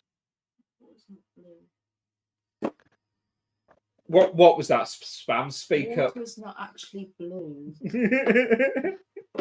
Maybe in a fucking swimming pool. Well, Shakos has cut right to the fucking chase. Poo brown. Yeah, I know, mate. Yeah, the PDFs are really easy to come by, which is a fucking good thing. Have you seen what the Germans will pay for the paper copies? I recently sold my Angmar one for 150. And it wasn't Did that even mint. chance go to Germany? It's like, okay, guys. All of my MERP source books and my Lords of Middle Earth edition volume 2, they all went to German. The Germans love that game. Every bidder was German. Insane. Yeah, mate. I paid for an entire family Christmas on my old MERP collection. They go for insane money, and do you know what? I didn't begrudge it because those people have got a genuine passion. They were going to use the product, and they're just dust gatherers for me. I'm never going to play MERP again. If I do explore role playing, it will be old Bet Me D&D or something like that. MERP I was more of a player. I never really DM'd it. I'm not confident enough with my Tolkien lore to run it. So because I'm not going to run it, there's no point in me having all this shit. It was nice to have, but all the other terrain, Darren, is the stuff you've seen before from a Flames of War table. So my Greenfields map, my trees, my... Well, what fucking company is it again? The place you bought all the fucking MDF for me for my birthday? The place I bought? Empire at War. Empire at War, yes. And some 3D printed stuff.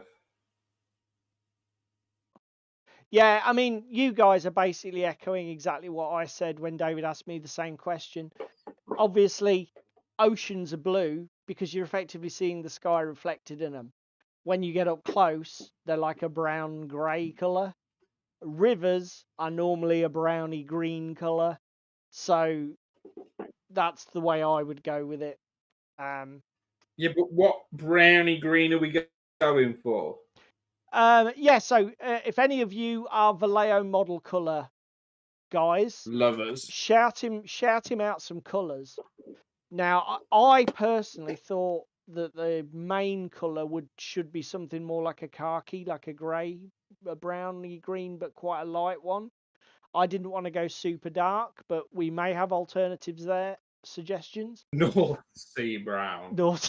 I'll have you know, Shakos, the East Coast is looking rather blue lately. No, I'm not going to resin the river because I'm not a heathen. Secondly, if I am going to do any water effect, I'm going to do what I did on my Armada bases, which is fill it with clear... What's it called? Fucking hell. Clear silicone. Fuck off with your Iraqi sounding uniform. He's just seen it. Well done, Ewok. Do you know what? I'm just disappointed I didn't get there before him. Russian uniform. Of course. Russian uniform. Oh, dear. German camo beige. That might not be a bad shout and not too ridiculous. That's yellow. You know, actually, German camo beige is actually a sensible shout, Shakos. It's a sensible colour. Since fucking when? It's a bit, mate. Just trust me. You get a gloss finish on that, it'll look fine. Obviously, you don't want just that colour. You're going to need to put in a spectrum. But if you use that as a centre point and then go, like, you could put darker patches near shore with German camo black brown or something like that, and then go into paler colours in the centre and for swirls, you could do. Yeah, I would put German camo black brown down, but for some reason I appear to have lost 3/4 of my fucking Vallejo collection. Dum dum dum. I Really? found them. They're over here in a different box because I don't have a problem, Governor. Show everybody your filing system, mate. Just so that they can. Have. I wonder. Box number 1. I wonder why David loses shit. We have lid number 1. Box number 2, and then spam. Can you just pass me the board by you? Not pick that up without dropping anything off it. Well, if you drop things off it, it's fine. If he drop things off it, he won't notice because it's essentially just a heap of 3. shit anyway.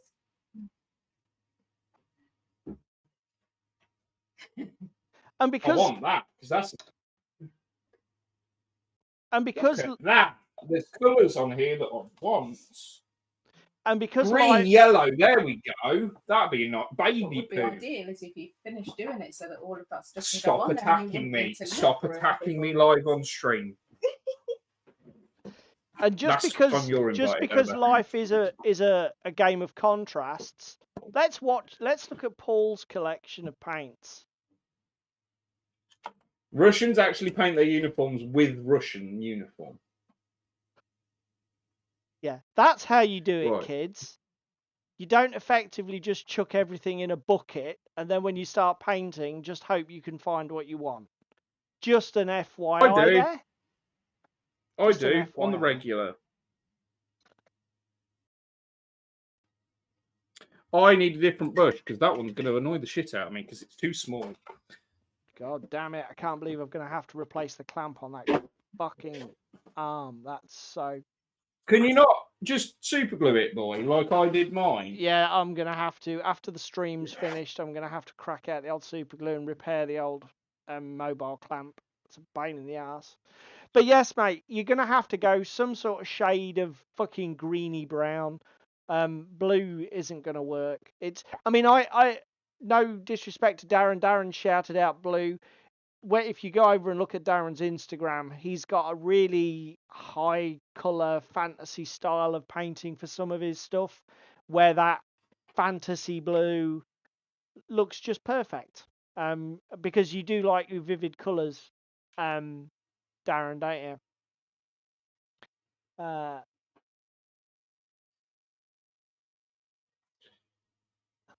As in, right, someone's wearing Orange wire fronts. I don't get that. But then that Ewok said it. Shakos likes my system. There is no system. It's organized chaos. It's I don't know.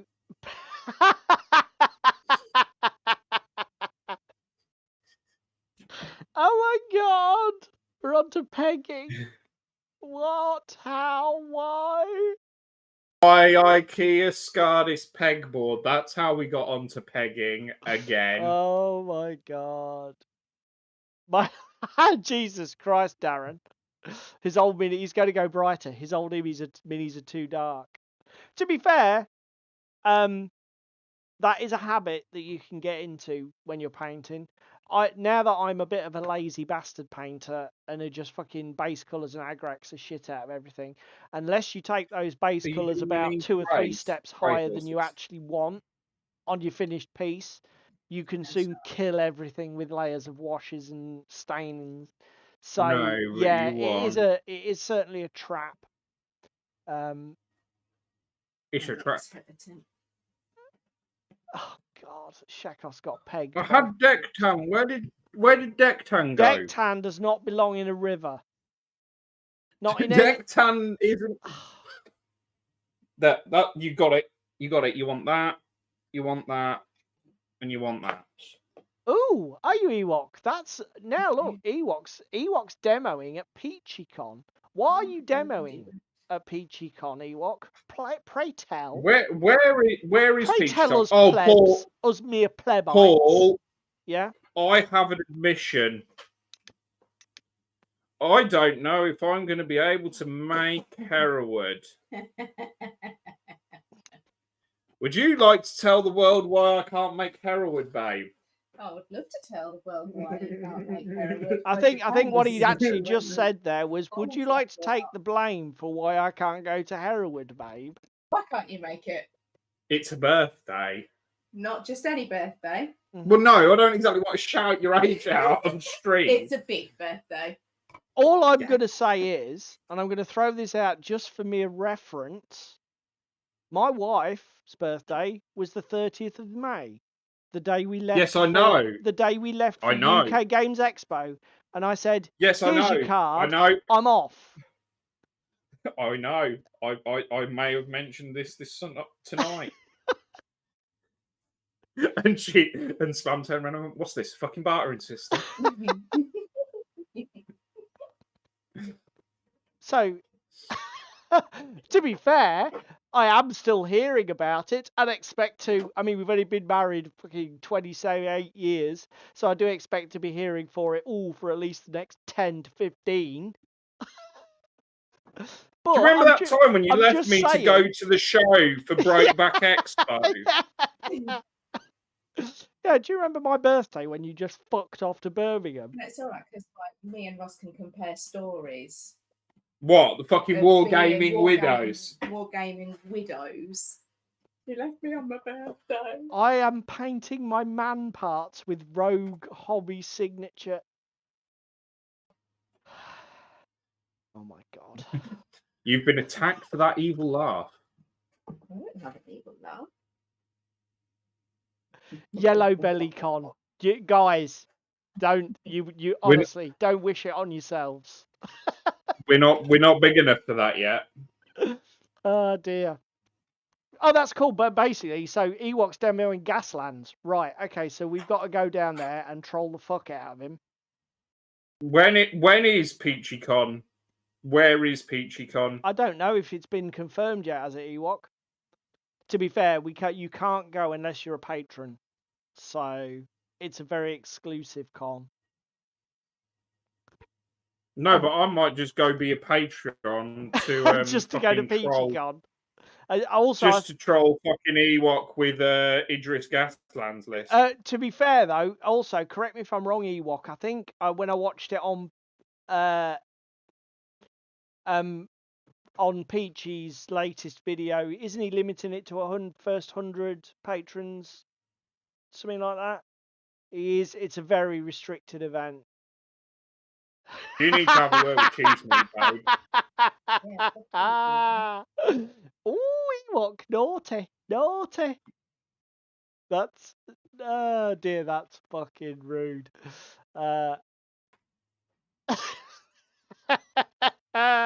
You guys are fucking mental. So yeah, I don't know. We've only got 10 minutes left. I think we pretty much exhausted main topic.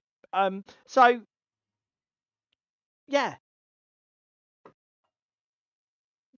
I mean, let's give you another example because we've got 10 minutes to kill. Mythic Battles Pantheon by Mythic Games and Monolith. Okay. I backed that originally in the Kickstarter, and I had watched the game being played on OTT.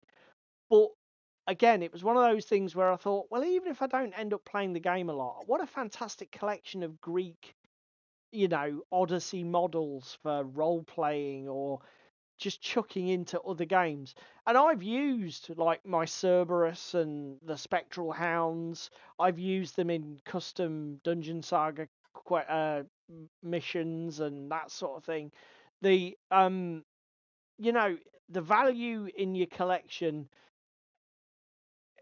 it's all about seeing everything in a outside of its original context and looking at it for what it actually is. Yeah. Oh God.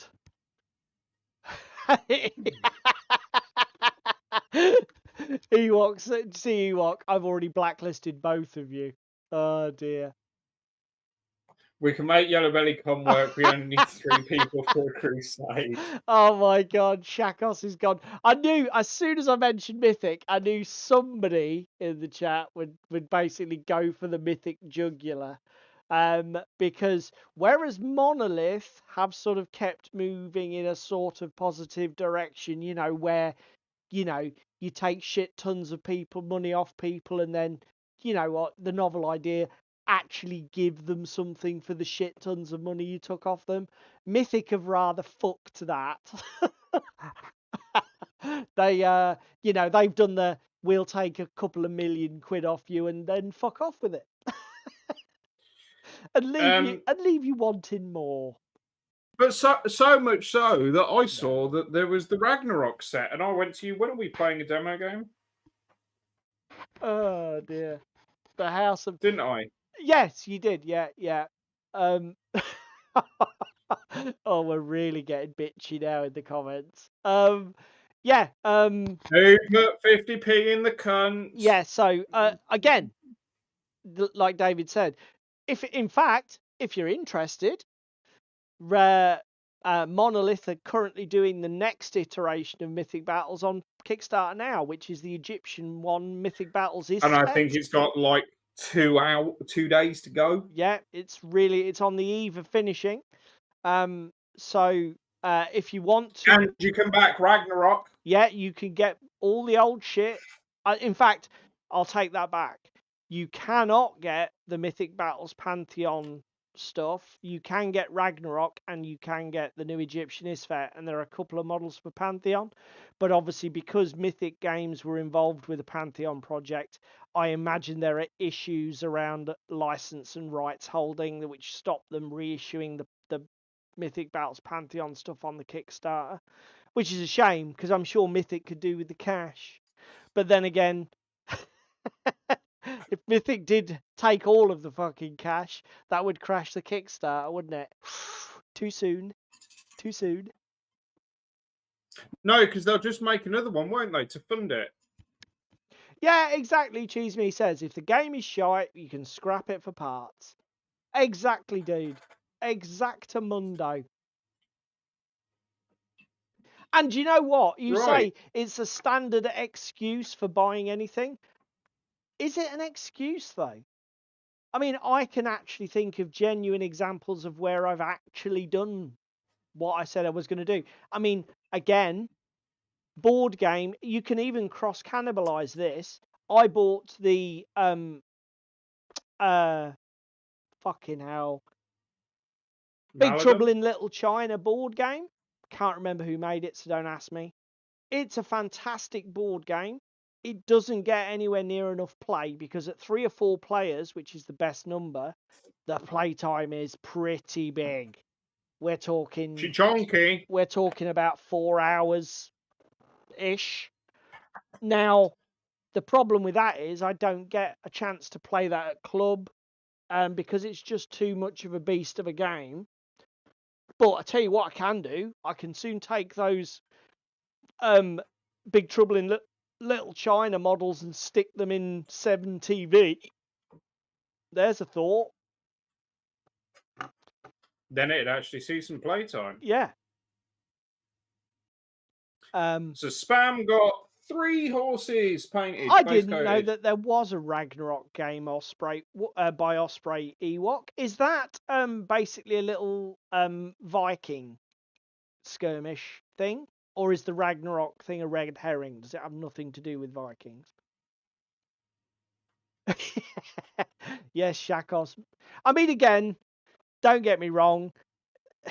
It is a shame because obviously, is it Leo from Mythic? He was a real personality. He was all over on Tabletop back in the day. But they really fucked the puppy with that. I mean, how they got themselves into the mess they got themselves in is absolutely disgraceful. And ultimately, you can't just keep taking people's money and then not giving them what you've taken the fucking money for. You know, at some point, the writing should have been on the wall that we need to. Is it too soon to say the government do that regularly? Well, no, but you expect the government to do that, and you know that's why they pass laws to not give you a choice. With Mythic, it was a little bit more fucking disingenuous than that. Darren says, getting your money's worth on stuff you've already bought is a good thing. I've used core space models and terrain more times in other games than the core space itself. There you go, sir. You know, great shout. And again, I mean, I was gonna get some fucking battle systems terrain, wasn't I? But they didn't have it at Expo. No, yeah, but that's because you're an orchid tosser. You can just, it's like battle systems. How many? Oh, what, you do like 50 different kits? Yeah, but I want that one. Yeah, we didn't bring that one to the show, mate. We got all of the other 49. No, I want that one. I want that one. Well, that one. And watch cue the bloke from Battle Systems fucking flipping the stand at David. Yeah. Only joking. They were fantastic. And when they saw Dave was basically just a complete twat, they went, ugh, and rolled their eyes and walked away, which is what every sensible person should do. Harsh. Why the fuck are you still here? Oh dear. But yeah, I mean, that's again, I fearlessly backed Maladum for the same reason. I haven't played it yet. I might not like Maladum. It might be a little bit clunky and long-winded, but I tell you what, that terrain's going to make a fantastic backdrop to play all sorts of bloody miniatures games. Dungeon Saga? Yeah, Dungeon Saga, or even into take the breeding pits. That's exactly where I was going with it. Take Frostgrave into the breeding pit supplement. I know what we'll do. We'll play on the Maladum board because that would be cool as fuck. So yeah. Okay, so yeah, basically it's Vikings with a little sprinkling of magic. Do you know what, mate? I mean, the thing is, Ewok, a lot of those Osprey rule sets are quite good little rule sets. Ronin is one that I wanted to get, which was like the sort of Japanesey one. I'm not sure. The thing is, though, that market's been a little flooded recently. We haven't said this yet. Go on, then. Has anyone seen Mike's got a new game coming? Good old Mike Hutchinson has got a Fleet Battle World War II ship game coming. You don't play with minis. You play with poker chips and other bits and pieces. But the rules are free at the moment as beta test. So go give that a look at. Because me and Paul will be trying it at some point. Yes, I shall. I mean, I must confess, it doesn't appeal to me necessarily as something. No, but I will try it for the. We're going to lift the hood on it and have a look. Well, not only that, you are my friend, sir. And if you said to me, "Oh, I've got this great game," it's fucking like a bit cute, I've got this great game, My Little Ponies Do Crack Housing. I'll be like, yeah, okay, let's play it. It's escalated quickly, because that's what friends do for each other. But then again, by the same token, I'm going to say to him, right, this card game's been dead for 20 years, but you're going to sit down and you're going to fucking play it and you're going to shut up, all right? Because that's what friends do for each other. I'm a hostage, boys and girls. Rescue me. Yeah, so like it's come to time. We're gonna have to go soon. But before we do go, I the only thing I've seen of the Rainbow Six board game, cheese me, was some guys had it at UK Games Expo. I think they'd obviously backed the Kickstarter and had their delivery just before, and they were playing it in our hotel bar area. They'd got like a big, like 4x4 sort of coffee table height thing, and it was absolutely fucking covered with furniture and maps, and oh my Christ, there was so much stuff out, and they were playing it for hours. They were playing it they were there playing it and on setting it up when we got there at 6, just after the day at Expo, and they were still playing when we fucking went staggered drunkenly upstairs at like fucking midnight. So it looks like a bit of a beast. But it looked visually impressive in person. Again, how practical a play it is, I'm not sure. It's one of them sort of things. Again, you've got to be so careful now, but some of these board games are so aspirational that they cease to be functional. Maybe that should be another topic, mate. Games that make themselves unplayable because they never know when to fucking stop putting shit in. Sorry, you summoned my Tourette's. Ewok says diving deep into kobolds and cobblestones. I saw you chatting with Jerry on Tim's live stream on Tuesday, mate, about that, interacting with the chat. That's not your cherry one, is it? That's your one that tastes like watermelon. Oh no. Ow. Playing cards. Don't tell me it's got random movement in it. That's triggering. That's triggering. Oh! In fact, while we're doing... while we're talking about it, go to twitch.tv and sign up to some dude on YouTube's channel there on Twitch. He streams every night. Again, I think it's from 8 p.m. UK time. On a Tuesday, normally for 2 hours plus or minus 30 minutes, depends on how fucking smashed Jerry is on the Guinness and whether the football's any good.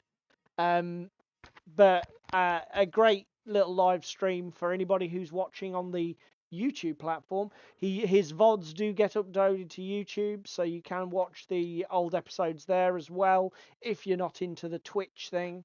But as I say, go over there and have a look. If you haven't done already, look, we better call it a night, mate. We're just making up when we started late. Yeah, we started late, so we're going to finish late. Random movement game, I know. Fucking hell.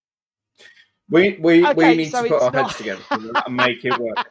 Ewok says no random movement. It's not Too Fat Lardy's Shies and Show.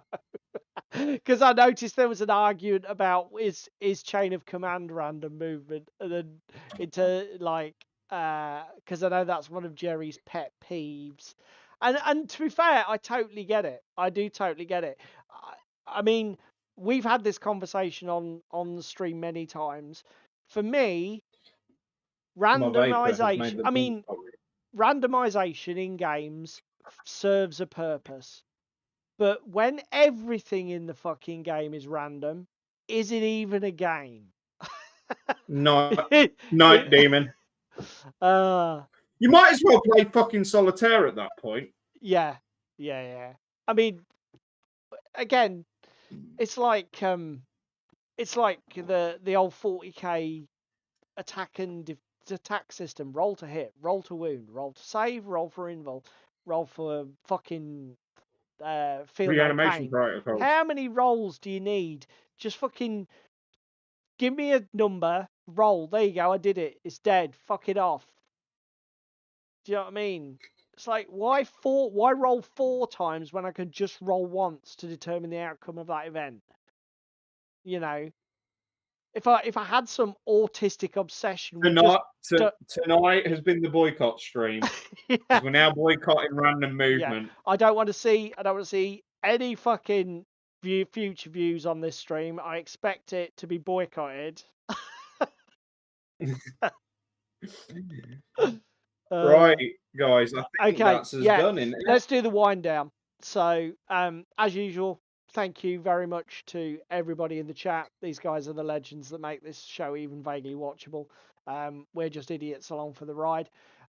If you can only find time to do one thing, please click the like button in the bottom. It helps share us around YouTube, and it gives us some positive feedback and interaction to know that you guys actually enjoyed what we did. If you can do any of the other shit, share, comment, subscribe, whatever, then that's all super fucking cool.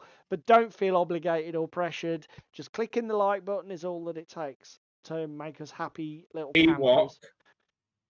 Fuck off. We will be here next week. Hey, next Jack. Thursday.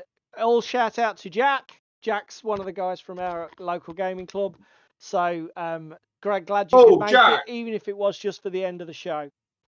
Just message me after when you're next coming to club, because I've still got your contrast paints. Interrupting my thread.